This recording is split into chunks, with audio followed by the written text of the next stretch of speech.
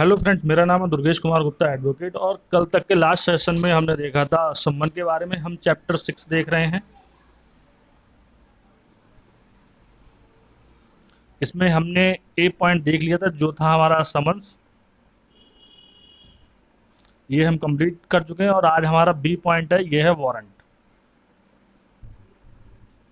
आज हम इसे देखने वाले हैं। वारंट में क्या होता है ये सारा प्रोसीजर देखेंगे। वारंट का प्रारूप कैसा होता है, वारंट के साथ में जो व्यक्ति जा रहा है वारंट का एग्जीक्यूशन के लिए उसको क्या अधिकार दिए गए हैं।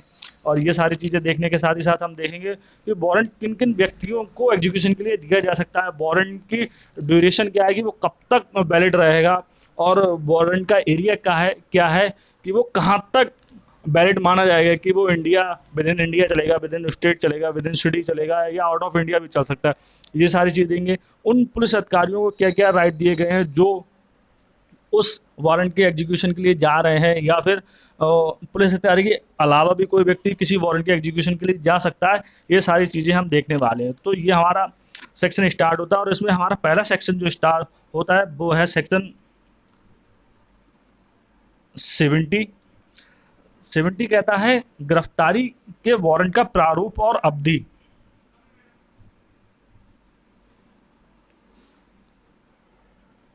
गिरफ्तारी के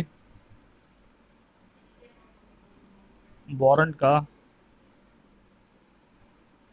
प्रारूप और अवधि। मतलब सेक्शन 70 जो है वो सिर्फ वारंट के बारे में बताता है कि वारंट का प्रारूप कैसा होगा और वारंट की अवधि क्या होगी, मतलब इसकी ड्यूरेशन क्या होगी, ये कब तक चलता रहेगा, ये बता रहा है हमारा सेक्शन 70। तो सेक्शन 70 में जो कहा गया है वो ये है, नंबर 1, वारंट जो है वो लिखित में होगा, और वारंट के ऊपर जिस न्यायालय से वो इशू हो रहा है उस न्यायालय के जो पीठासीन अधिकारी है उनके हस्ताक्षर होंगे।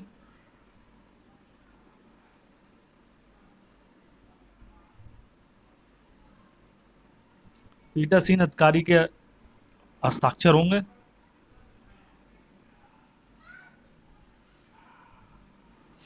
और जिस न्यायालय ने उसे इशू किया है, मान लीजिए आपके सीजीएम कोर्ट ने इशू किया है, या जीएम कोर्ट फर्स्ट क्लास ने इशू किया है, या फैमिली कोर्ट ने इशू किया है, तो जिस कोर्ट से भी वारंट इशू होगा उस कोर्ट की मुद्रा लगी होगी। मुद्रा बोले तो मोहर, या जो इंग्लिश में हम कहते हैं स्टैंप, उस कोर्ट की लगी होगी कि इससे पता चले ये इस न्यायालय ने इशू किया है।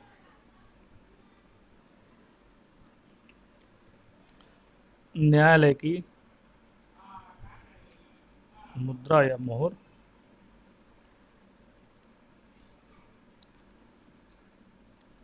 लगी होगी। तो इतना तो सब सेक्शन 70 के सब सेक्शन 1 में बताया कि वारंट हमारा लिखित में होना चाहिए, उस पर पीठासीन अधिकारी का हस्ताक्षर होना चाहिए, और जिस न्यायालय ने उसे इशू किया है उसकी मोहर लगी होनी चाहिए। ये वारंट का प्रारूप इतना आ जाता है। नंबर 2, बात कर लेते हैं हम यहाँ पर उसकी अवधि की। तो वारंट की अवधि ये होती है कि जिस न्यायालय ने उसे इशू किया है, या तो वो न्यायालय उस वारंट को कैंसिल कर दे, मतलब रद्द कर दे, या फिर जिस व्यक्ति के लिए वो वारंट इशू किया गया है, कि मतलब किसी एक्स व्यक्ति को अरेस्ट करने के लिए वो वारंट हमने इशू किया है, क्योंकि वारंट का उद्देश्य, अल्टरनेट उद्देश्य यही है कि हमें उस व्यक्ति को न्यायालय में लेके आना है। क्योंकि हमने लास्ट टाइम में सम्मन में देखा था, अब वारंट में देख रहे हैं, आगे हम कुर्की में देखेंगे। उसके अलावा हम एक चीज़ और होती है, उद्घोषणा। हाँ, ये 4 चीज़ें होती हैं, इसमें हम देखेंगे। और इन चारों का अल्टरनेट ऑब्जेक्ट यही है कि हमें व्यक्ति को कोर्ट में लेके आना है, उसको सामने समक्ष पेश होने के लिए विवश करना है। तो जिस न्यायालय ने उसे वारंट को इशू किया, वो न्यायालय जब तक उसे रद्द ना कर दे तब तक वारंट हमारा तैयार खड़ा रहेगा, वो हमेशा जीवित रहेगा, या उसका एग्जीक्यूशन ना हो जाए। कहने का मतलब है जिस व्यक्ति को हमें पकड़ना था, जब तक हम उसे पकड़ नहीं लेते तब तक हमारा वारंट की अवधि रहेगी, ड्यूरेशन है। या फिर जिस न्यायालय ने उसे इशू किया है वो उसे कैंसिल ना कर दे, जब तक रद्द नहीं कर दिया जाता,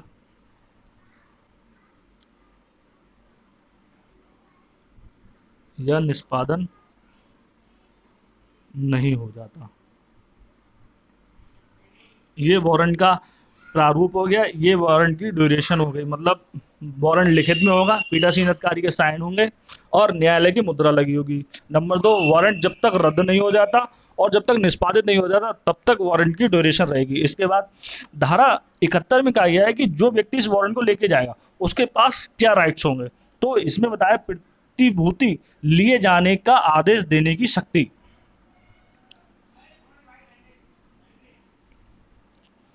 सेक्शन 71, प्रतिभूति लिए जाने निर्देश देने की शक्ति। प्रतिभूति मतलब सिक्योरिटीज होता है, इसमें यहाँ पे और लिख देते हैं थोड़ा सा हिंदी में। अब न्यायालय ने जो वारंट इशू किया है उसके ऊपर न्यायालय अपना एक नोट लगा देगा कि जिस व्यक्ति, न्यायालय अपने सोच समझ के और जो भी उस केस के सर्कमटेंसेस है उसको देखते हुए उस न्यायालय के साथ एक नोट लगा देगा कि ऐसा व्यक्ति जिसके लिए हमने वारंट निकाला है वो व्यक्ति हमें मिल जाता है। हमने यहाँ पे वारंट निकाला था, किसी व्यक्ति को भेजा और उनको व्यक्ति मिल गया। अब वो व्यक्ति ऐसा वारंट मिल जाने के बाद अगले आदेश तक, मतलब न्यायालय का जो अगला आदेश होगा उस आदेश तक अपना सिक्योरिटी देने के लिए तैयार है।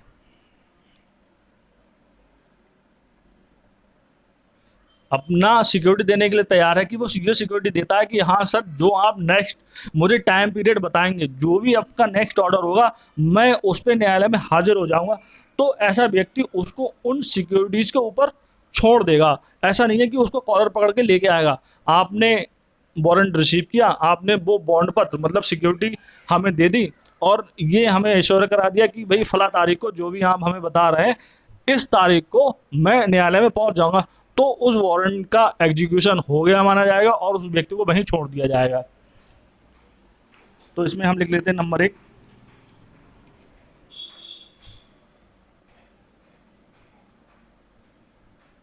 न्यायालय वारंट पर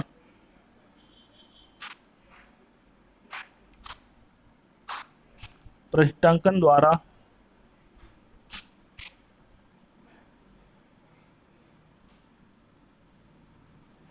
स्वाविवेक अनुसार निर्देश देगा कि व्यक्ति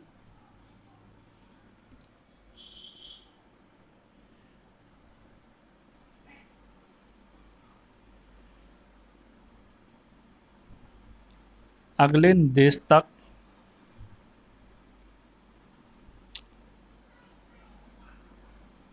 अपनी हाजिरी के लिए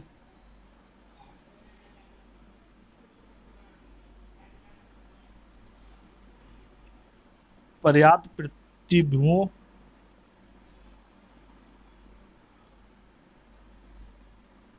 सहित बंद पत्र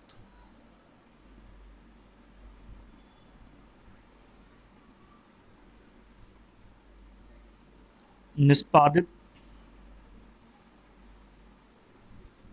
करता है। तो ऐसे प्रतिभुओं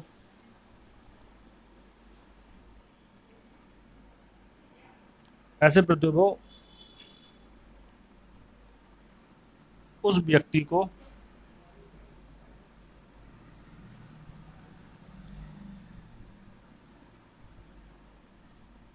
छोड़ा जा सकता है। मतलब अगर हम वारंट का एग्जीक्यूशन में किसी व्यक्ति के पास पहुंचे और वो व्यक्ति हमें सिक्योरिटी देने के लिए तैयार है तो हम उसको, जो भी न्यायालय का डायरेक्शन होगा उसको अगर वो फॉलो करने के लिए और वो तैयार है तो हम उसे छोड़ देंगे।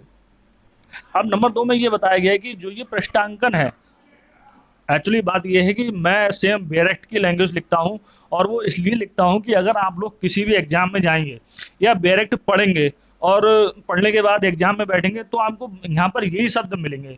इसके लिखने के लिए मैं कुछ और भी लिख दूँ, इसका सिनोनिम भी लिख दूँ, लेकिन आपको एग्जाम के टाइम पर यही शब्द पढ़ने को मिलेगा। तो आप कोशिश करिए वेरिएट की लैंग्वेज पढ़ें, उसको समझने की कोशिश करें। साथ ही साथ मैं हिंदी मीडियम के लिए खास तौर से फोकस करता हूँ, तो हिंदी मीडियम के शब्द को लेके चलता हूँ। आप वेरिएट जब पढ़ें तो इसको इंग्लिश मीडियम से भी देख लें।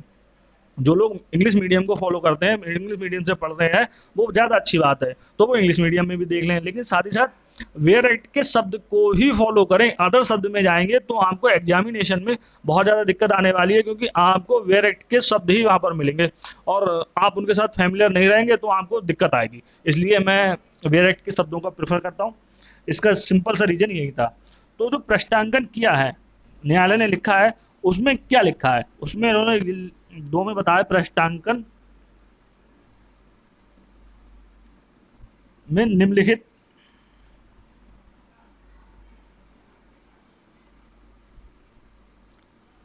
का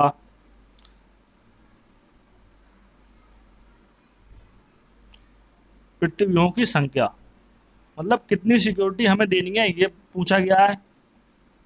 का पृथ्वियों की अमाउंट, रकम, और गांव में उन्होंने बताया है जो हम यहाँ पर कह रहे हैं अपनी हाजिरी के लिए, उस हाजिरी के लिए जो हम पर्टिकुलर उनको एक टाइम बता कर आएंगे, समय, मतलब आपको फला तारीख को न्यायालय में पेश होना है, वो बताएगा कि हाजिर होने का समय।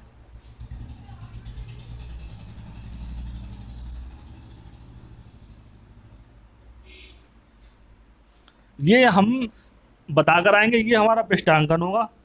और जब ये सारी चीज हो जाती है तो जो व्यक्ति जिससे हमने ये बंध पत्र लिया है, और जिस व्यक्ति ने लिया है वो बंध पत्र क्या करेगा, अपने पास तो रख नहीं सकता, अपने पास रखने का कोई लॉजिक नहीं बनता, तो वो ये सारे बंध पत्र जो है न्यायालय में भेज देगा। तो यही इनके सबसेक्शन 3 में कहा गया है। ऐसे बंध पत्र को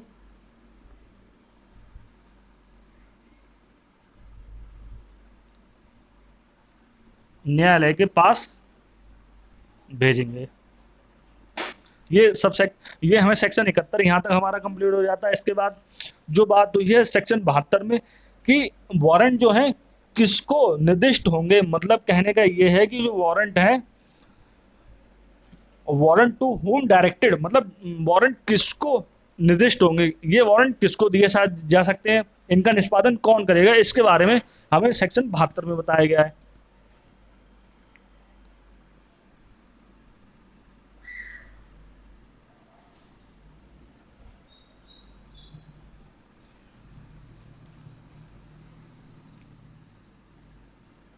वारंट किसको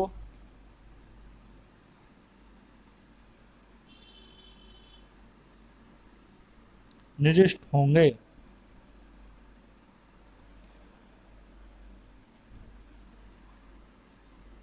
वारंट्स टू होम डायरेक्टेड।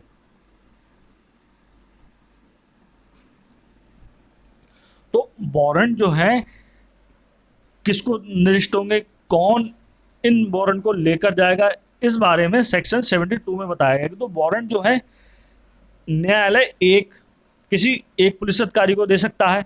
जिस न्यायालय को ये वारंट इशू करने हैं उस न्यायालय की बात हो रही है, एक पुलिस अधिकारी को दे सकता है या एक से अधिक पुलिस अधिकारी को भी दे सकता है। लेकिन अब उन्होंने कहा कि अगर हमें जरूरत पड़ती है तो हम एक पुलिस अधिकारी को दे देंगे कि भैया आप जाइए इस वारंट का एग्जीक्यूशन करके आइए, या हमको लगता है कि यहाँ पर दो लोगों की आवश्यकता है तो दो को दे देंगे।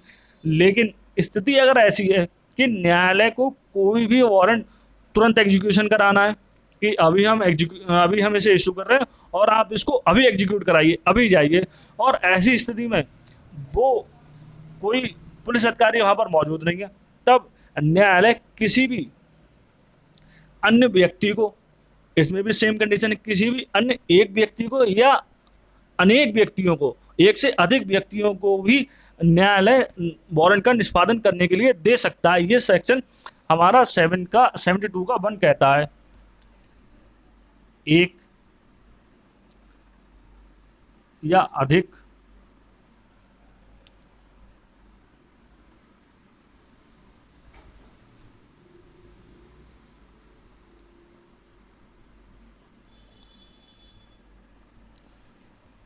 पुलिस अधिकारी को वारंट एग्जीक्यूशन के लिए दिया जा सकता है, लेकिन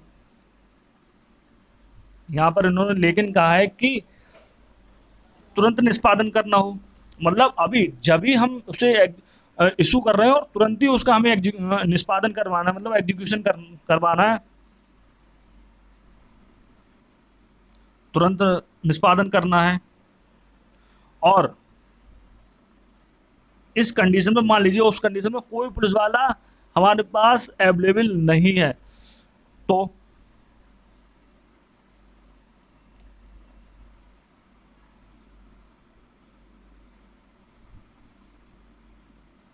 और पुलिस अधिकारी नहीं है हमारे पास, तब हम क्या करेंगे? न्यायालय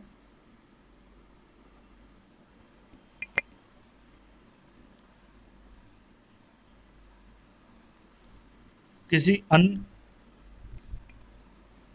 व्यक्ति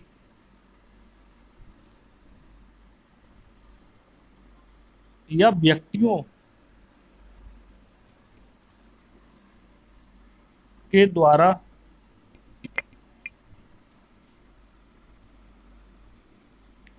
निष्पादन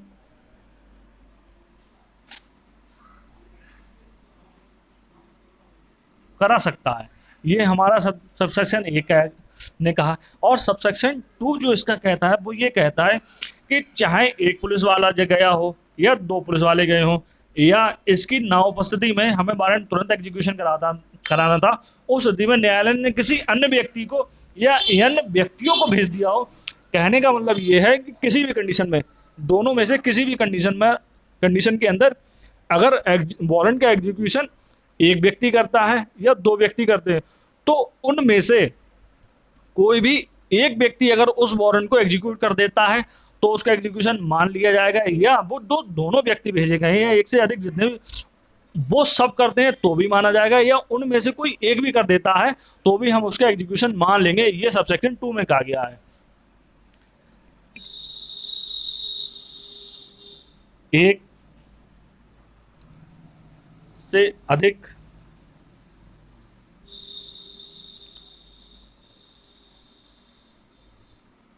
व्यक्ति हो तो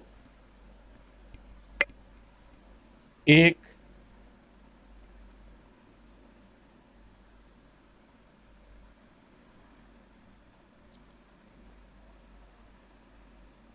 या सब, बात भैया गई, एक से अधिक हो तो एक व्यक्ति, मतलब व्यक्तियों की संख्या एक से अधिक है तो उस टोटल ग्रुप में से कोई एक व्यक्ति या सब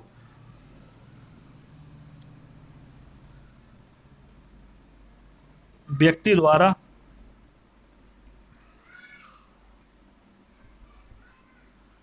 निष्पादन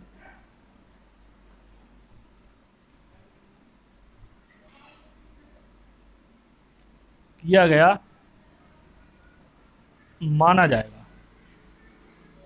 मतलब सिंपल सी बात है कि अगर हम एक व्यक्ति को भेजा और उसने एग्जीक्यूट कर दिया तो कोई बात ही नहीं है, और अगर हमने ग्रुप में लोगों को भेजा है और उसमें से किसी एक ने भी कर दिया या पूरे ग्रुप ने किया, हम उसका एग्जीक्यूशन मान लेंगे। अगर ग्रुप में से किसी एक व्यक्ति ने भी उसका एग्जीक्यूशन कर दिया तो हम उसे मान लेंगे।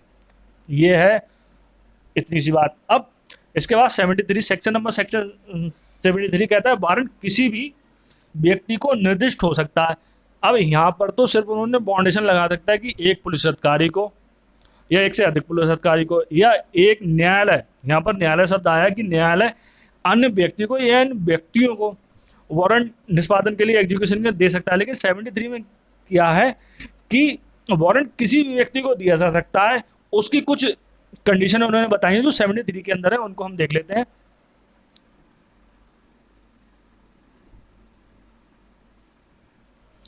सेक्शन 73 वारंट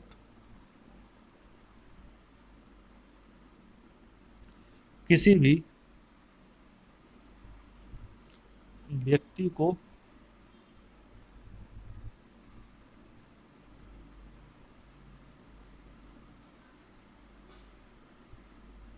निर्दिष्ट होंगे। मतलब अब ऐसी कौन सी बात आ गई जो वारंट हम किसी भी व्यक्ति को निर्दिष्ट कर सकते हैं। तो नंबर एक, इसमें कहा गया है कि कोई ऐसा व्यक्ति है जो जिसके लिए पनिशमेंट डिक्लेयर हो चुकी है, या ऐसा कोई व्यक्ति है जिसको हम ऑफेंडर घोषित कर चुके हैं, मतलब उसे भगौड़ा उद्घोषित कर दिया हमने कि भैया ये हमारा ये ऐसा व्यक्ति है जिसको हम भगौड़ा घोषित कर रहे हैं, उद्घोषित व्यक्ति है जिसका मतलब प्रोक्लामेशन हो चुका है, वो व्यक्ति है। या कोई ऐसा व्यक्ति है जिसने अजमानती अपराध किया है और अपने आप को गिरफ्तारी से बचा रहा है, कि ऐसी स्थिति उसने बना रखी है कि हम लगातार भेज रहे हैं लोगों को और वो हमें मिल नहीं चाह रहा। तो इसमें ऐसी 3 चीज़ें इन्होंने दी हैं।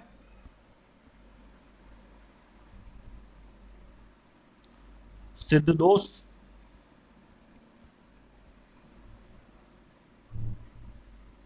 उद्घोषित,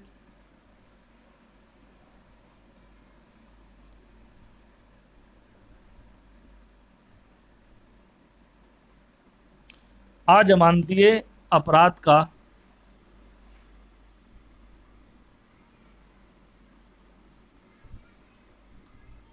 अपराधी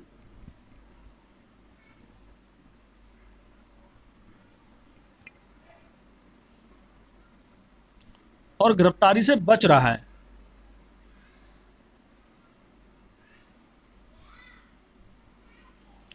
बच रहा है तो ऐसा ऐसे व्यक्ति के लिए सीजीएम साहब या जीएम फर्स्ट क्लास, तो ऐसे व्यक्ति के लिए सीजीएम साहब या जीएम फर्स्ट क्लास जो है, किसी भी व्यक्ति को अपनी स्थानीय अधिकारिता के अंदर जिस व्यक्ति के लिए उन्हें वारंट देना था, निकालना था, उस वो कोई सिद्ध दोष है, उद्घोषित है या आजमानती अपराध का अपराधी है और गिरफ्तारी से बच रहा है, तो सीजीएम साहब या जीएम फर्स्ट क्लास किसी भी व्यक्ति के लिए उस वारंट के एग्जीक्यूशन के लिए दे सकते हैं, भेज सकते हैं। ये हमें कहता है 73। अब इसमें जुरिडिक्शन इन्हीं का होगा, ये अपने जुरिडिक्शन के अंदर की बात कर रहे हैं यहाँ पे। अब उन्होंने किसी व्यक्ति के लिए मजिस्ट्रेट साहब फर्स्ट क्लास ने या सीजीएम साहब ने भेज दिया है, तो ऐसा व्यक्ति क्या करेगा? नंबर एक, नंबर दो में ये बताया है कि ऐसा व्यक्ति इस वारंट को लिखित रूप में एक्सेप्ट करेगा, कि ऐसा नहीं है आपने जेब साहब ने दिया और आपने जेब में रख लिया कि हाँ ठीक है साहब मैं कर दूंगा जाके, कोई दिक्कत नहीं है। नहीं, आपको वो चीज़ लिखित में देनी पड़ेगी कि फला वारंट फला व्यक्ति के लिए फला साहब ने मुझे दिया है और मैं ये हूँ और मैं इसे स्वीकार करता हूँ, ये आपको लिखित में देना होगा। ये कहा गया है इसके सबसेक्शन 2 में। ऐसा व्यक्ति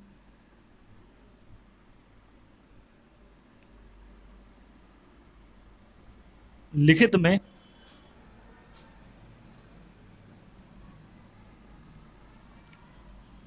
वारंट अभिस्वीकार करेगा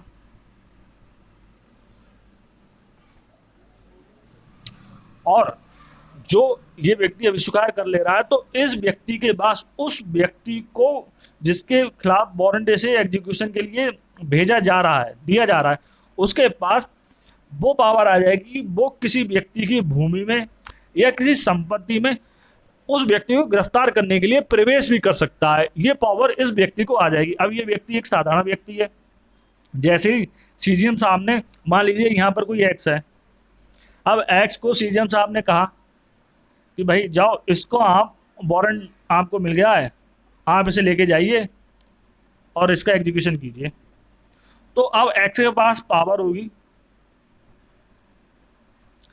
किसी के भूमि में या संपत्ति में ये प्रवेश कर सकते हैं, इनको कोई रोक टोक नहीं होगी, ये जाएंगे और यहाँ इस पूरे वारंट का एग्जीक्यूशन करेंगे और यहाँ इनको कोई रोक टोक नहीं होगी, ये पावर इनको मिल जाएगी इस वारंट को स्वीकार करते ही।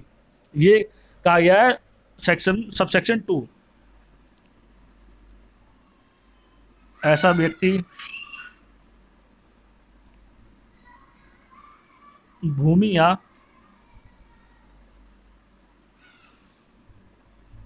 संपत्ति में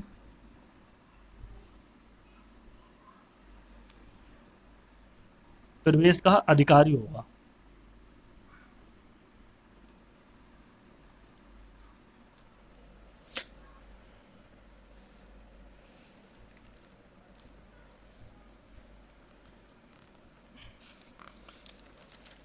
अब जो ऐसे व्यक्ति थे जिनको सीजीएम साहब के आदेश पर वो गए वारंट के एग्जीक्यूशन के लिए, कोई दिक्कत वाली नहीं, वो एग्जीक्यूशन में चले गए।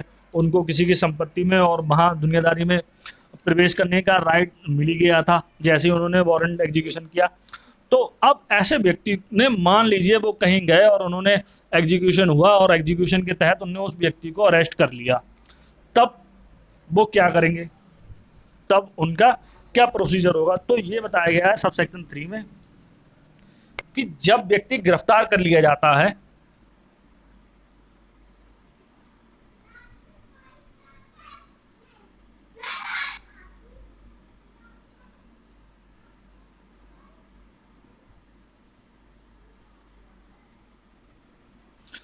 तो जो व्यक्ति ने गए थे वारंट के एग्जीक्यूशन में सीजीएम साहब के या जीएम फर्स्ट क्लास के आदेश पर, तो और उन व्यक्ति ने उस व्यक्ति को गिरफ्तार कर लिया जिसका वारंट था, तब वारंट सहित वो व्यक्ति उसे निकटतम पुलिस ऑफिसर जो होगा उसके हवाले करेंगे। मान लीजिए उन्होंने प्रयागराज से उनको ऑर्डर मिला और वो प्रयागराज से निकल के उस जगह पहुंचे, लोकल में ही उन्होंने उसे गिरफ्तार कर लिया। तो जैसे ही वो उसे गिरफ्तार करेंगे, गिरफ्तार करने के बाद जो भी नियरेस्ट पुलिस अधिकारी होगा, जो भी पुलिस अधिकारी होगा, स्टेशन होगा, वहां जाकर उस व्यक्ति को वो लेकर जाएंगे और उनके हवाले कर देंगे। इनकी ड्यूटी यहाँ पर ख़त्म हो जाती है। और यहाँ पर जो पुलिस अधिकारी हैं, उस व्यक्ति को जो उनके द्वारा लाया गया है, अगर उन्होंने धारा 71 के तहत अपना कोई बंदपत्र दे दिया है तो कोई बात नहीं है, तो उसे छोड़ना पड़ेगा। और अगर नहीं दिया है, जमानत नहीं ले पाता है धारा 71 के तहत, तो सक्षम न्यायालय, जिस न्यायालय से वो आया था वारंट, उसी न्यायालय के समक्ष भिजवाएंगे या खुद लेकर जाएंगे। ये अब उस पुलिस अधिकारी के हाथ में आ जाता है। ये कहा गया है सेक्शन 73 के सब सेक्शन 3 में। तब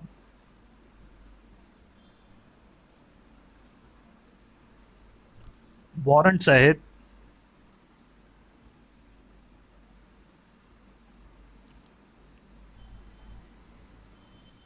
निकटतम पुलिस अधिकारी के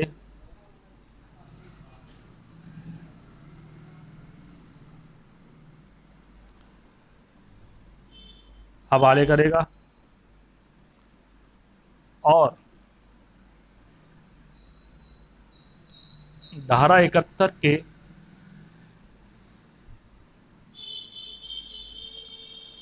अधीन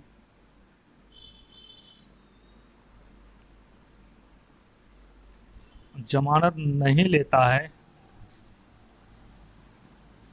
तब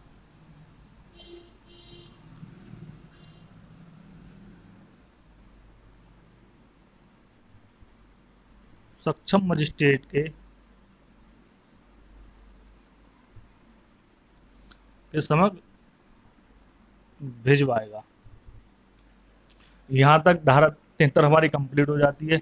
अब जो धारा 74 है वो कहती है पुलिस अधिकारी को वारंट निर्दिष्ट किया जाना, मतलब कोई भी वारंट है जो पुलिस अधिकारी को, कोई भी वारंट हम डायरेक्टेड करते हैं, मतलब आपको हम एग्जीक्यूशन के लिए दे रहे हैं, ये धारा 74 में कहा गया है। तो क्या पुलिस अधिकारी खुद कर सकते हैं या अपने किसी सबऑर्डिनेट को या अपने किसी कॉलेग्स को दे सकते हैं? ये सारी धारा 74 में बताया कि जैसे संबंध में था कि हमने दिया एक्स अधिकारी को था और उन्होंने उसे रेफर कर दिया बाई के लिए कि भैया आप चले जाओ और इस पे हम आपका नाम लिख दे रहे हैं।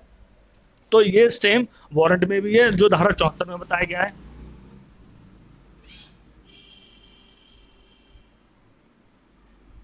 धारा 74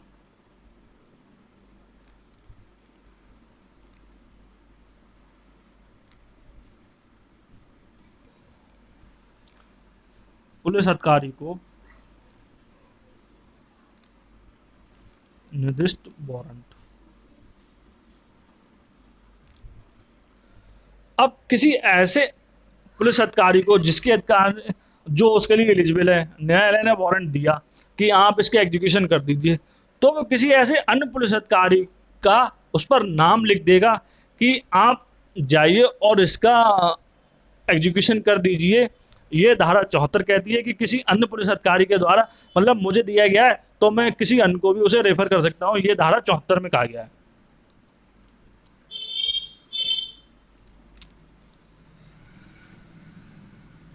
किसी ऐसे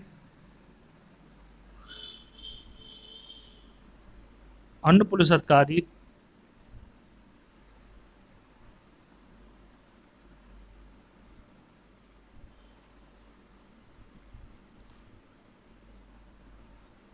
उसका नाम लिखकर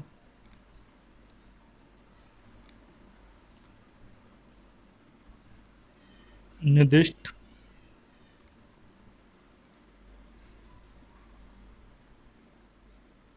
कर सकता है। ये धारा 74 कहती है। अब इंपॉर्टेंट सेक्शन है, एक लाइन का सेक्शन है, एक लाइन की बात इसमें लिखी है और इंपॉर्टेंट है, कई बार एग्जाम में आता है। इसके बारे में हम देख लेते हैं। सेक्शन 75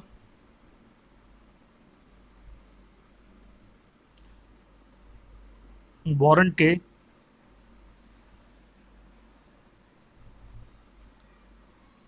सार की सूचना। अब ये डाइट क्वेश्चन ऐसे वारंट के सार की सूचना करके नहीं आता है, लेकिन इस तरीके से आता है कि किसी व्यक्ति को उसका वारंट किस धारा के तहत हम दिखा सकते हैं।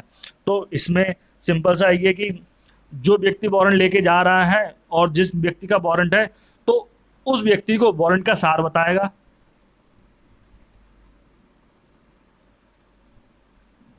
सार की सूचना देगा।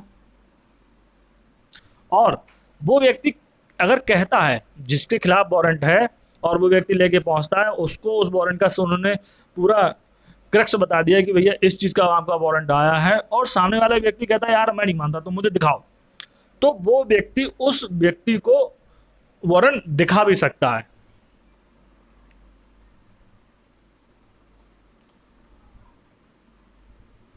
और मांगे जाने पर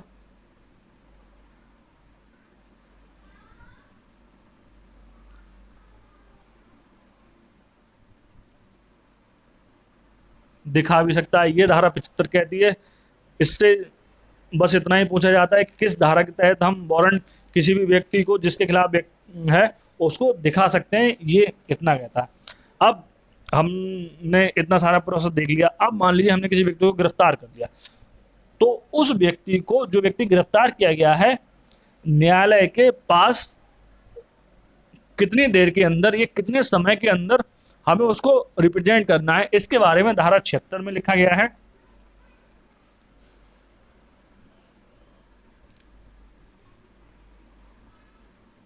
धारा 76, गिरफ्तार किए गए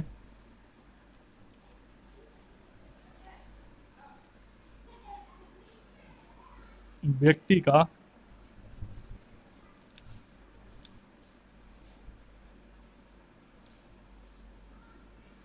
न्यायालय के समक्ष अविलंब लाया जाना।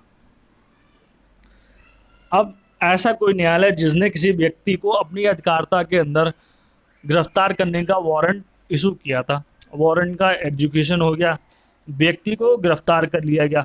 अब उस व्यक्ति को, जिसे गिरफ्तार किया गया है, उस व्यक्ति को बिना किसी देरदार के न्यायालय के समक्ष पेश किया जाएगा, ये कहा गया इस सेक्शन में।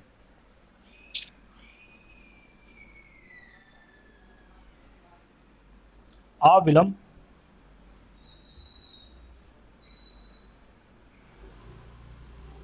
सक्षम न्यायालय के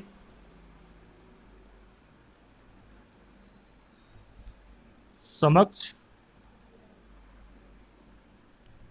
पेश करेगा। लेकिन इसमें जो मेन प्रॉब्लम है, उसमें इन्होंने ये कहा कि अविलंब, ये तो कहा कि देर नहीं लगेगी, लेकिन मैक्सिमम कितने समय दिया है ये नहीं बताया। तो इसी में एक प्रोवाइजो ऐड कर दिया गया है कि वो जो अधिकतम समय है वो 24 घंटे से अधिक का नहीं होगा।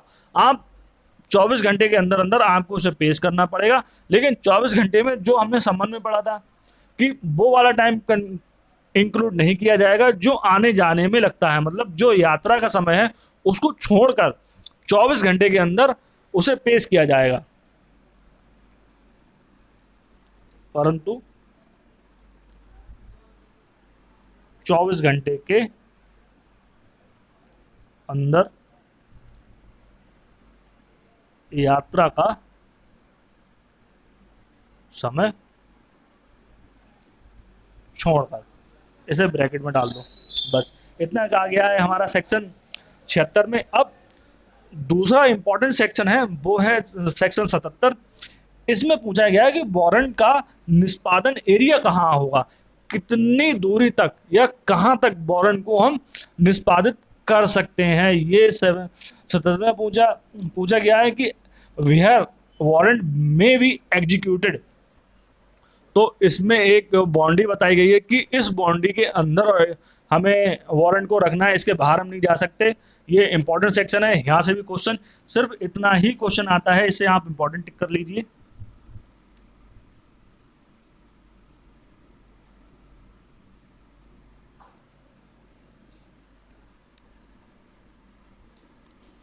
वारंट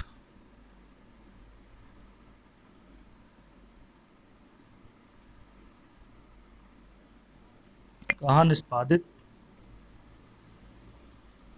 किया जा सकता है। बहुत छोटा सा आंसर है, बहुत इंपॉर्टेंट है, वारंट के केस में बहुत ज़रूरी है, इसे हमें याद रखना। अभी रिसेंटली मैंने 2-3 एग्जाम में देखा था ये क्वेश्चन आया है, तो इसका सीधा सा आंसर है संपूर्ण भारत।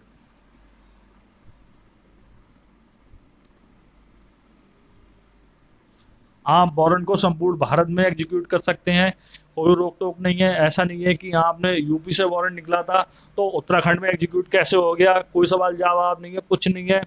या वारंट हमारा हरियाणा से निकला था तो दिल्ली में कैसे एग्जीक्यूट हो गया, कोई मतलब नहीं है। आप वारंट को पूरे भारत में फुल ऑन इंडिया आप इसका एग्जीक्यूशन कर सकते हैं। अब ये तो हो गया वारंट का लोकल लेवल पर। अब वारंट को एग्जीक्यूशन हमें करना है अपनी अधिकारता से बाहर। मान लीजिए मेरी अधिकारता ए है और मुझे वारंट का एग्जीक्यूशन करना है बी प्लेस के अंदर, तो उसमें क्या प्रोसीजर होगा, कैसे एग्जीक्यूशन होगा। क्या हम किसी व्यक्ति को भेजेंगे या हम खुद से जाएंगे या हम वहां पर जाकर कुछ धमाल मचाएंगे। तो ये सारी चीज़ें दे रखी हैं सेक्शन 78 के अंदर।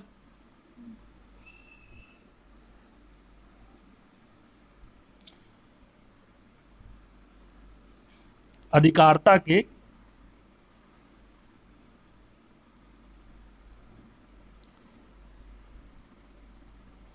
अधिकारता के बाहर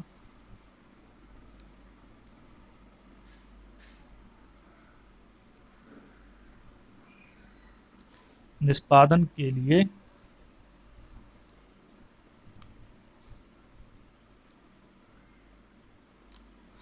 भेजा गया वारंट। अब इसमें एक जो बहुत इंपॉर्टेंट वर्ड है वो है भेजा गया। मतलब इस वर्ड का मतलब है कि डायरेक्टेड, मतलब फॉरवर्डेड। हमने ये वहां पर फॉरवर्ड कर दिया कि आप इसका एग्जीक्यूशन अपने यहाँ करेंगे। अब फॉरवर्डेड में तरीका क्या है, तो जो भी हम जहां हमें वारंट को एग्जीक्यूशन करना है उस एग्जीक्यूशन के लिए उस जगह पर उस अधिकारता वाले, मान लीजिए ये कोई एक न्यायालय ए, एक ये दूसरा न्यायालय बी। अब हमें वारंट का एग्जीक्यूशन यहाँ पे करना है, ये एक्स व्यक्ति है, ये इनके रेंज में आता, हमें वारंट का यहाँ पे एग्जीक्यूशन करना है। एग्जीक्यूशन यहाँ पे करना है, लेकिन हमें वारंट इशू यहाँ से करना है, ये चक्कर है। तो इसमें हम क्या करेंगे, अब वारंट को इशू करने वाला कोई दूसरा न्यायालय है, उसको एग्जीक्यूट हमें दूसरे की जगह कराना है। तो इसका सीधा सा तरीका ये है कि हम इस वारंट को बाय पोस्ट या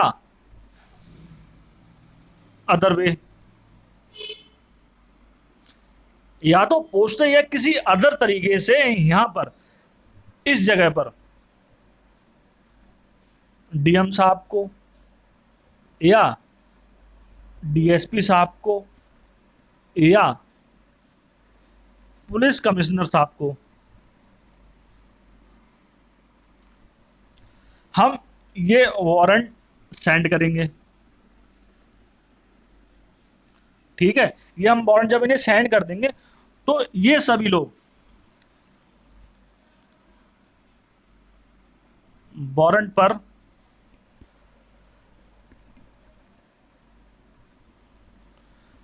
नाम, ये सभी लोग वारंट पर अपना नाम, मतलब ये अब इनकी अधिकारिता में आ गया। इशू हमने यहाँ से किया है, इशू करने के बाद ये हमने भेज दिया यहाँ पर, क्योंकि हमारा जो व्यक्ति एक्स है वो यहाँ रहता है, इनके एरिया में रहता है, तो वारंट का एग्जीक्यूशन तो यहाँ होना है।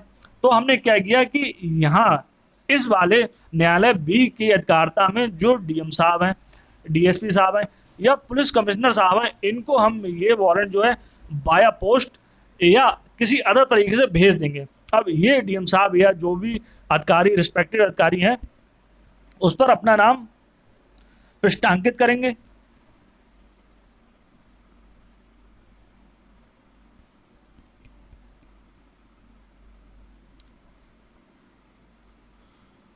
और वारंट का निष्पादन करवाएंगे।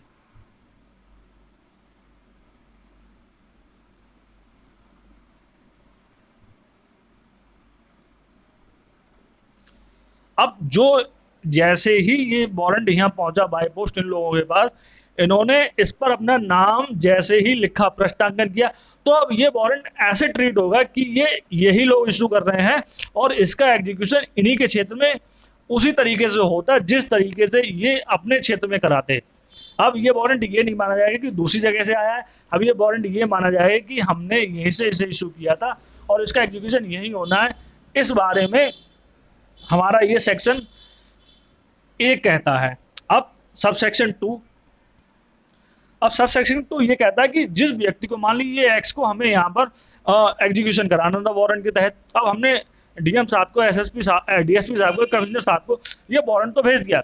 अब हमें इस वारंट के साथ में इस एक्ट से संबंधित जितने भी डॉक्यूमेंट हैं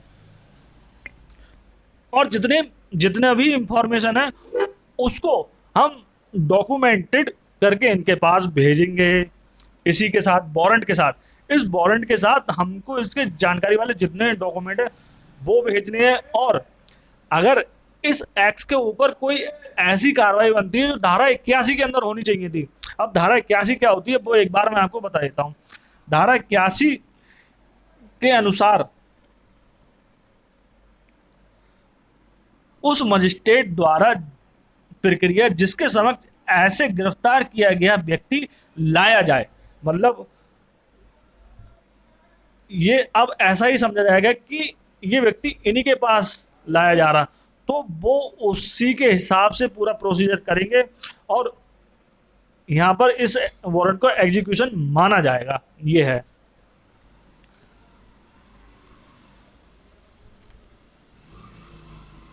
व्यक्ति से संबंधित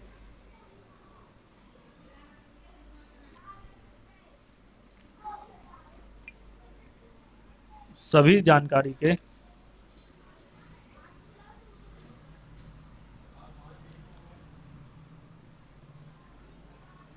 दस्तावेज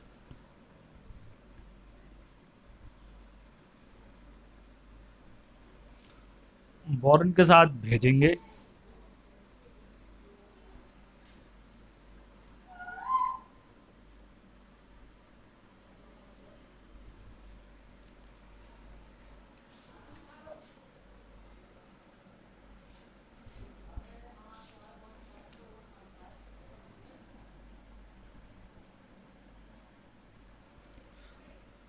नंबर दो, व्यक्ति से संबंधित सभी जानकारी के दस्तावेज उस वारंट के साथ भेजेंगे और जिसमें धारा 81 से संबंधित जो भी कार्रवाई है उसके भी दस्तावेज हम भेज देंगे।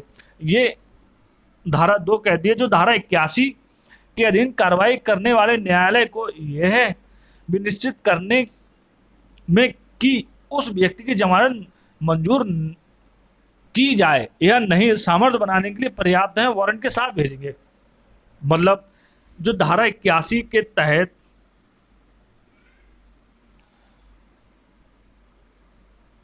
दस्तावेज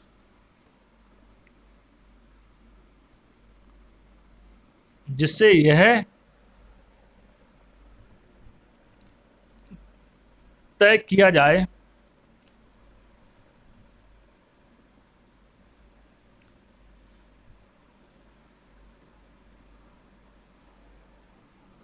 कि जमानत मंजूर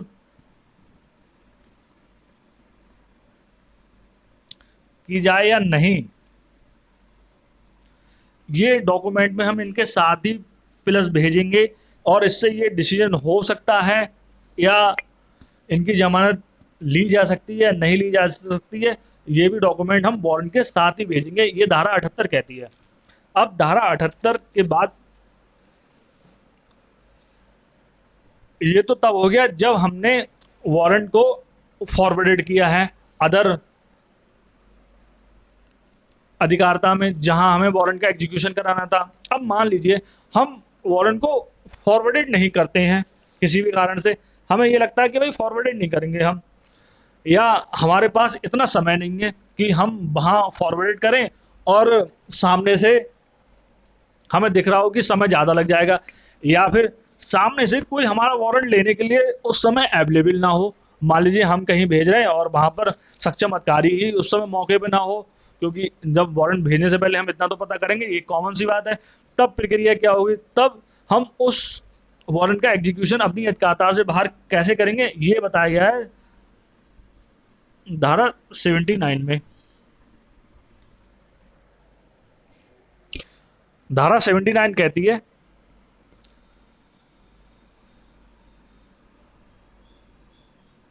अधिकारता के बाहर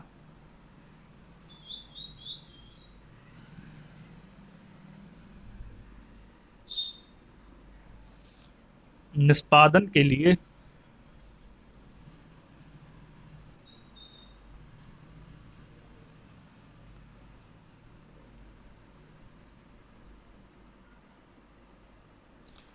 पुलिस अधिकारी के लिए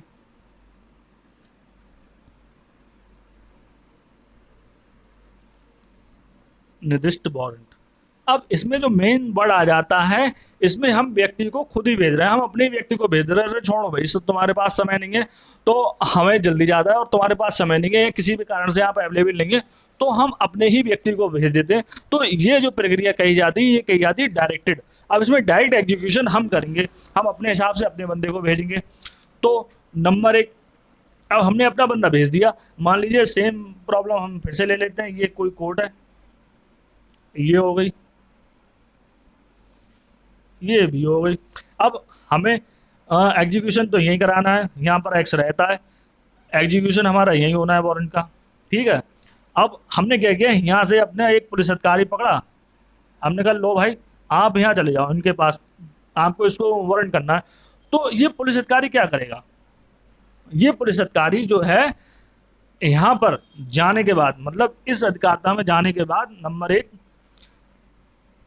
डीएम साहब के यहाँ, या जो थाना उस व्यक्ति का लगता है, मतलब जिस थाने की अधिकारता में वो व्यक्ति आता है, उस थाने के एसएचओ या एसएचओ से ऊपर, या ऊपर की रैंक,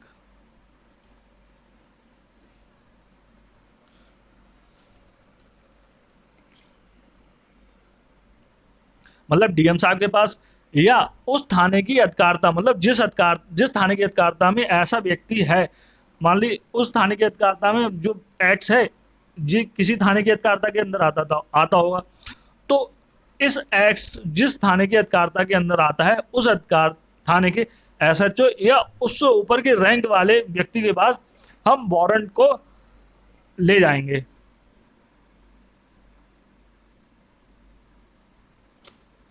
वारंट ले जाएगा। अब ये कौन ले जा रहा है, ये हमारा पुलिस अधिकारी है जो लेके जा रहा है, ठीक है। नंबर दो, अब ये वारंट लेके पहुंच गया, जब ये वारंट लेके पहुंच गया तो जो ऐसे डीएम साहब हैं जहां ये पहुंचा है, या ऐसे एसएचओ या अपर रैंक है जहां ये व्यक्ति पहुंचा है, तो ये लोग उस वारंट पर अपना नाम पृष्ठांकित करेंगे।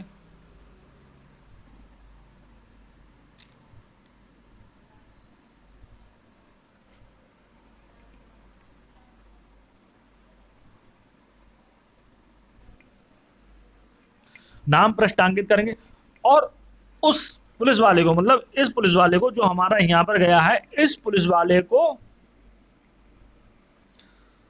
पर्याप्त अधिकार होगा, मतलब जो अधिकार इसके इस क्षेत्र में होते, अपने क्षेत्र में होते, अब इसको सेम अधिकार इस क्षेत्र में मिल जाएंगे जैसे ही ये इसको साइन करके अपना नाम लिख कर ऑथोराइज करेंगे।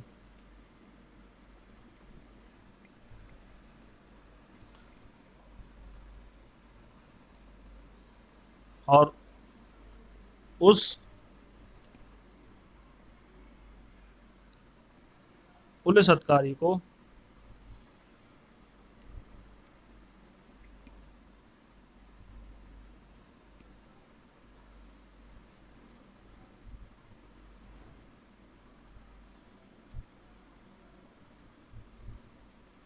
अब इनको यहाँ पर पूरे अधिकार मिल गए हैं। और दूसरी चीज, अब इनको यहाँ पर अधिकार तो मिल गए हैं, लेकिन अब ये है तो यहाँ पर अकेले ही। मान लीजिए आप दूसरे थाने में जाकर किसी व्यक्ति को अरेस्ट करने जा रहे हो वारंट के बेस पर, हो तो आप अकेले ही। तो अब ये क्या करेंगे, अगर इन भाई साहब को, इन पुलिस वाले भाई साहब को यहाँ पर जाने के बाद ये आवश्यकता महसूस होती है कि मुझे और पुलिस फोर्स चाहिए, कि मुझे उस वारंट के एग्जीक्यूशन में कुछ भी ज़्यादा लोगों की आवश्यकता पड़ती है, तो ऐसे एसएचओ साहब और ऐसे डीएम साहब उन व्यक्ति को अतिरिक्त लोकल पुलिस सेवा मुहैया कराएंगे बिना किसी हुकताक के। जैसे ही वो कहेंगे सर मुझे वहाँ एग्जीक्यूशन में जाना है, ये वारंट का एग्जीक्यूशन है, वहाँ पे मुझे जाना है, मैं ऐसी अधिकारिता से आपके यहाँ आया हूँ, और वो साइन करेंगे। और साइन करने के बाद जैसे ही वो कहेंगे मुझे अतिरिक्त आपके लोकल पुलिस की आवश्यकता है, तो वो बिना हुकताक के उनको पुलिस सहायता मुहैया कराएंगे। ये इसमें और कहा गया है।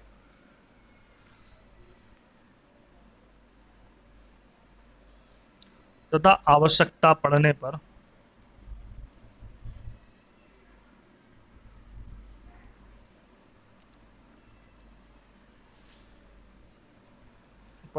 स्थानीय पुलिस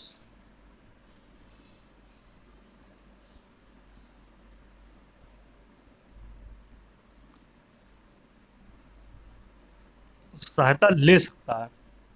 अब यहाँ तक की हो गई ये बात कि जब हम कायदे से आपके पास डायरेक्ट पहुंचे आपके क्षेत्र में और हमें वहाँ एग्जीक्यूशन करना है, डीएम साहब ने, एसएचओ साहब ने साइन करके ओके कर दिया, अपना डीएम साहब ने और या एसएचओ साहब ने या उनसे ऊपर के रैंक के व्यक्ति ने नाम लिख के आपको वहाँ एग्जीक्यूशन का राइट दे दिया। आपको आवश्यकता पड़ने पर वो लोकल सहायता देने के लिए भी तैयार है, लेकिन आपको ये लगता है कि अगर मैं इन लोगों को इन्वॉल्व कर लूँगा, लोकल पुलिस को या लोकल थाने में बता दूंगा, तो जो लोकल थाने वाले हैं कहीं ना कहीं मेरे एग्जीक्यूशन में प्रॉब्लम खड़ी कर सकते हैं, या उस व्यक्ति को जिससे मुझे अरेस्ट करना है on the basis of warrant, वो उसको इन्फॉर्म कर सकते हैं कि फला व्यक्ति आपको आया है गिरफ्तार करने, आपका वारंट आया है, इंफॉर्मेशन दे सकते हैं। तो ऐसी किसी भी संभावना से बचने के लिए जो 79 का सब सेक्शन 3 है वो ये कहता है कि आप ना तो डीआईजी साहब, डीएम साहब के पास जाइए, ना ही एसओटी साहब के पास जाइए, आप डायरेक्ट जाकर बिना किसी को बताए सुनाए उस वारंट का एग्जीक्यूशन कर सकते हैं। ये सब सेक्शन 3 कर सकता है। नंबर 3,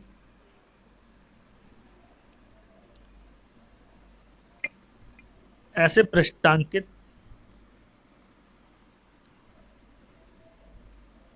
के बिना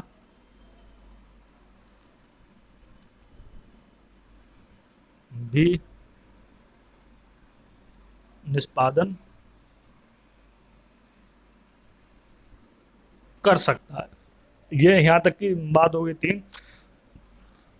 अब जिस व्यक्ति के विरुद्ध वारंट जारी किया गया था उसका गिरफ्तार होना पर प्रक्रिया क्या होगी। मान लीजिए ये अदर स्टेट में गए, अदर सिटी में गए, या अदर डिस्ट्रिक्ट में गए खाता से बाहर, या जो हमारी पुरानी पीछे की धाराएं उनमें से किसी में भी, फाइनली हमने किसी व्यक्ति को वारंट के बेसिस पे अरेस्ट कर लिया। अब उस गिरफ्तार व्यक्ति की प्रक्रिया क्या होगी। अब गिरफ्तारी की प्रक्रिया, गिरफ्तार होने के बाद उसकी प्रक्रिया क्या होगी ये बताया गया है धारा 80 के तहत।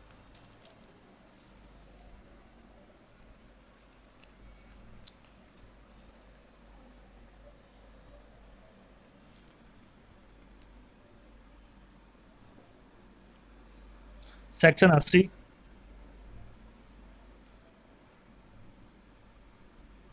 जिस व्यक्ति के विरुद्ध वारंट जारी किया गया था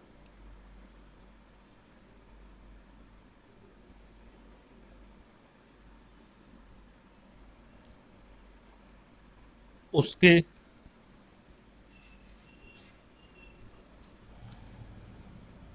गिरफ्तार होने पर प्रक्रिया। अब ये वो प्रोसेस है कि हमने जितने भी अरेस्ट करने के प्रोसीजर थे उनमें से किसी न किसी एक के तहत उस व्यक्ति को हमने गिरफ्तार कर लिया। अब जिस व्यक्ति को हमने गिरफ्तार किया है तो वो व्यक्ति उस न्यायालय के जिसकी अधिकारिता में से ये वारंट निकला था, और अधिकारिता से निकलने के बाद उसकी अधिकारिता के अंदर हमने इस व्यक्ति को गिरफ्तार कर लिया। तो गिरफ्तार व्यक्ति को गिरफ्तारी के स्थान से जहां पर उसे गिरफ्तार किया गया वहां के उस पॉइंट से, जिस जगह से उसे उठाया गया है, जिस जगह से उसे अरेस्ट किया, उस पॉइंट से 30 किलोमीटर के अंदर या डीएम साहब या डीएसपी साहब या पुलिस कमिश्नर से में से जो भी अधिक पास है, मान लीजिए हमने एक्स को यहां से अरेस्ट किया, तो इससे 30 किलोमीटर की रेंज में, 30 किलोमीटर इधर,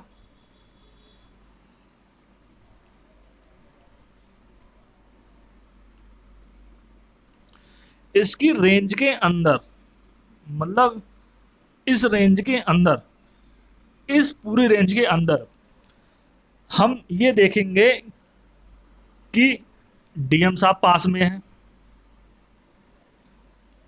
या डीएसपी साहब पास में है या पुलिस कमिश्नर साहब पास में है।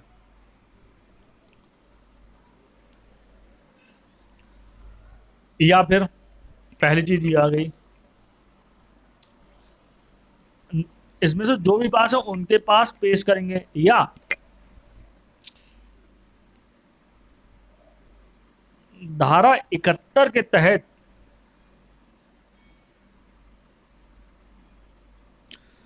हम उससे कोई बॉन्ड पत्र ले लें। मान लिया हमने यहाँ गिरफ्तार किया और यहीं पे हमने धारा 71 के तहत उससे बॉन्ड पत्र ले लिया,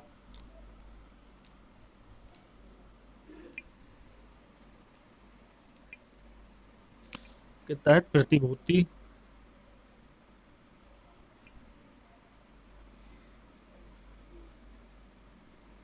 ले ली गई है, तो हम इनके समक्ष इसे पेश करेंगे। अगर ये प्रतिभूति, एक सेकंड,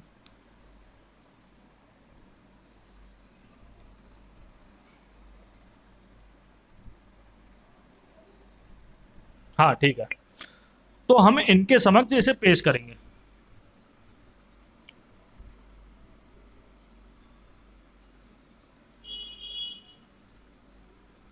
ये धारा 80 का प्रोविजन है कि अगर कोई व्यक्ति जिसे हमने वारंट के तहत हमें गिरफ्तार करना था और हमने उसे गिरफ्तार कर लिया, तो उस पॉइंट से जहां पे हमने उसे गिरफ्तार किया है, तो उसी पॉइंट पे अगर हम उसे धारा 71 के तहत प्रतिभूति ले लेते हैं, बात खत्म। अगर वो प्रतिभूति नहीं देता है, हमें कोई सिक्योरिटी नहीं देता है, तो इस 30 किलोमीटर के अंदर में हम देखेंगे डीएम साहब पास में है या डीएसपी साहब पास में या पुलिस कमिश्नर साहब पास है।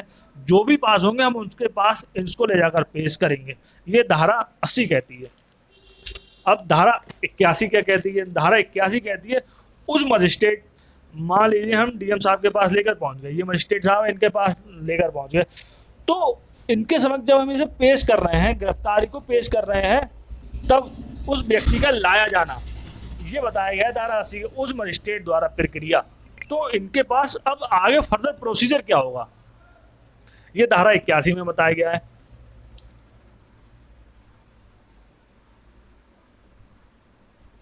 सेक्शन 81 उस मजिस्ट्रेट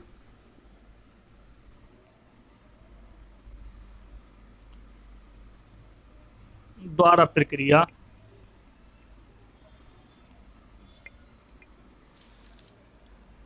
जिसके समक्ष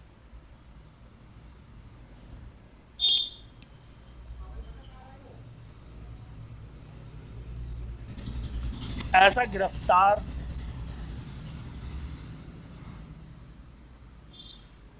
किया गया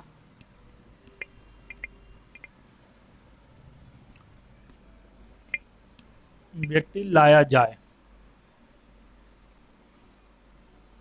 मतलब 80 में हमने बताया कि जिस व्यक्ति को हमने जहां भी गिरफ्तार किया है उसे हम, अगर जो भी हमें हमारी बाउंड्री है उसके अंदर है, तो किसके पास लेके जाएंगे। अब जिसके पास ले जा रहे हैं तो वो मजिस्ट्रेट की प्रक्रिया क्या होगी जब हम उसको लेके जा रहे हैं, तो इस बारे में 81 में बताया गया।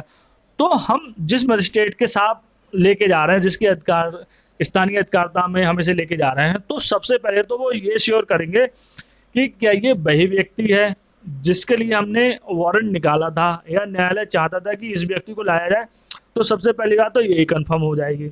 अगर वो व्यक्ति नहीं निकलता है, बात खत्म, उसे छोड़ दिया जाएगा।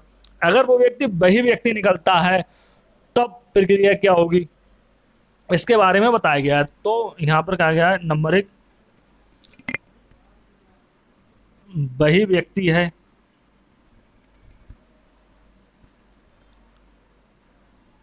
तो ऐसे डीएम साहब या डीएसपी साहब या पुलिस कमिश्नर साहब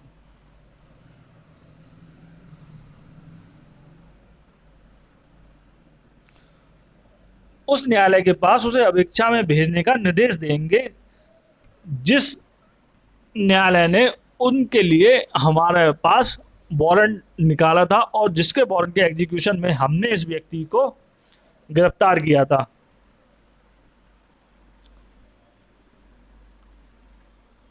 उस न्यायालय के पास उस न्यायालय के पास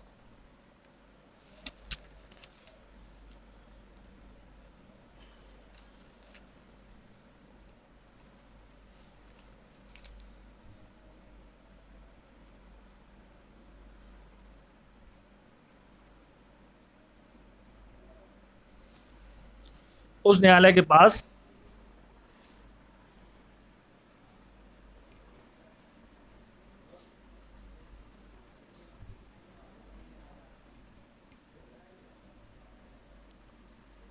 उसे अभिरक्षा में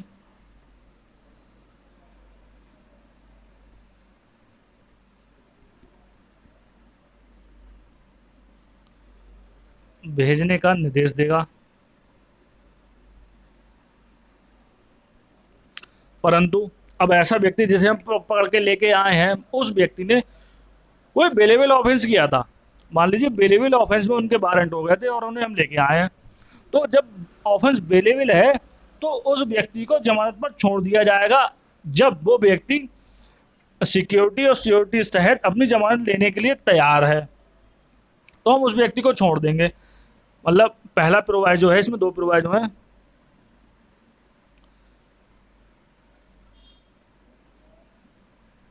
जमानतीय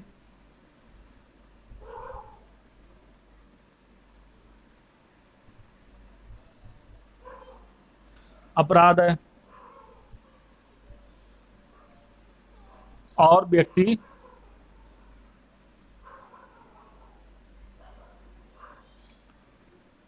जमानत देने के लिए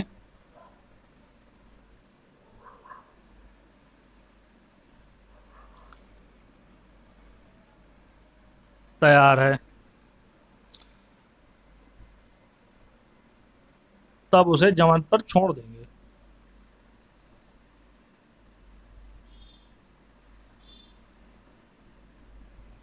लेकिन प्रोवाइजो 2 कहता है कि मान लीजिए यह तो जमानती अपराध की बात हो गई, मान लो उन्होंने अपराध आजमानती किया है, तब क्या होगा। अब जब जमानत अपराध आजमानती किया है तो धारा 78 की उपधारा 2 के तहत, मतलब धारा 78 की उपधारा 2 के तहत जो भी जानकारी और दस्तावेज हैं उनको मंगाकर उन पर विचार किया जाएगा और ऐसे विचार द्वारा सीजीएम साहब या सेशन न्यायाधीश उस व्यक्ति को जमानत पर छोड़ देंगे। ये इसके दूसरे प्रोवाइजो में कहा गया है।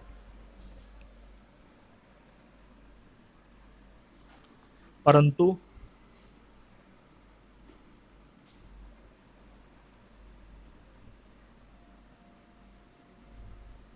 अजमानती अपराध है,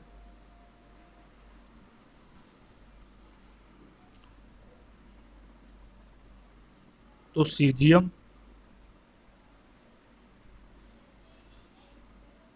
या सेशन जज धारा 78(2) के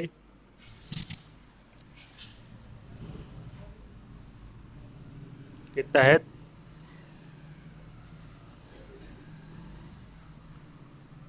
जानकारी और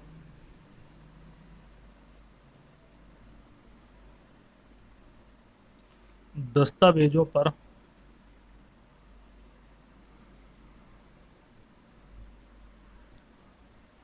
विचार के पश्चात जमानत पर छोड़ देंगे। ये तो हो गई वो बात कि अगर उन्होंने बेलेबल ऑफेंस किया है तो बेलेबल के प्रोसीजर के तहत उन्हें छोड़ दिया जाएगा। अगर उन्होंने नॉन बेलेबल ऑफेंस किया है तो उन्हें नॉन बेलेबल का जो प्रोसीजर है उसके बाद छोड़ दिया जाएगा। लेकिन इन सब सारी चीज़ों के बाद ये चीज़ जो है वो सबसेक्शन 2 ये कहता है कि इस धारा की कोई भी बात जो धारा 71 है उस पर कोई प्रभाव नहीं डालेगी। ऐसा नहीं है कि आप उस व्यक्ति को पकड़ के ले आए हैं और अगर उस व्यक्ति को पकड़ के ले आए हैं वो अपना एल बेल के लिए तैयार है तो आप उसके धारा 71 पर कोई प्रभाव डाल सकते हैं। इस धारा की कोई बात धारा 71 पर प्रभाव नहीं डालेगी। मतलब कहने का यही है कि जो धारा 71 का प्रोसीजर है अगर उसके लिए पर्सन वारंट के साथ एग्जीक्यूशन होने पर ही तैयार हो जाता है तो कोई भी प्रोविजन की आगे एग्जीक्यूट करने की प्रोसेस ही नहीं आएगी। इतना ही धारा 71 में कहा गया है। अब इसके साथ आज हमने वारंट का जो जितने इम्पोर्टेंट क्या मैंने लगभग सभी सेक्शन कवर किए, कोई भी सेक्शन छोड़ा नहीं है, इनको मैंने कवर किया हुआ है। आप सब लोग अगर आप लोगों को मेरी इंफॉर्मेशन जो मैं आपको दे रहा हूँ ठीक लगती है, आपको उससे कुछ रिलेवेंट लगता है, आपको कुछ उससे गेन हो रहा है तो आप थोड़ा सा सपोर्ट करें, चैनल को सब्सक्राइब करें। जो अदर एस्पिरेंट हैं जो जुडिशरी के तैयार कर रहे हैं या लॉ स्टूडेंट हैं वो पढ़ना चाहते हैं कुछ अच्छा कंटेंट, अगर आपको मेरा कंटेंट अच्छा लगता है तो उन लोगों के साथ शेयर करें और वीडियो को पूरा देखें, बीच से ना जाएं। और मैं इसके साथ ये कहना चाहता हूँ कि आगे इसी तरह से वीडियो आती रहेंगी। कुछ 1-2 दिन का गैप हो जाता है कंटेंट तैयार करने में, खुद से पढ़ने में, खुद से बहुत सारी चीज़ें देखने में, उसके बावजूद कभी-कभी तैयार करने के बावजूद कुछ-कुछ चीज़ों में मैं अभी स्टार्टिंग है तो कुछ कन्फ्यूजन हो जाता है तो उसको क्लियर करने में टाइम लग जाता है। तो आप ऐसा ना सोचें कि अगर वीडियो एक दिन नहीं आई है तो नहीं आएगी, वीडियो अब लगातार आती रहेगी। आप लोग अपना सपोर्ट दिखाए रखें, चैनल को सब्सक्राइब करके रख लें। आगे आपको ये सारी वीडियो बहुत लाभ आने वाली है। इस पे नए-नए तरीके से जब रिसर्च मैं करूँगा आगे तो और अच्छे-अच्छे पॉइंट आपको बना के दूँगा। आज के लिए बस इतना ही। आगे वीडियो हम देखने वाले हैं कि कुर्की कब होती है और उद्घोषणा कब होती है और वो क्यों होती है और उसका प्रोविज़न क्या है, उसका फ़ायदे क्या हैं, वो कैसे की जाती है, उनका पूरा प्रोसीजर। आज के वीडियो में इतना ही। जय हिंद, जय भारत।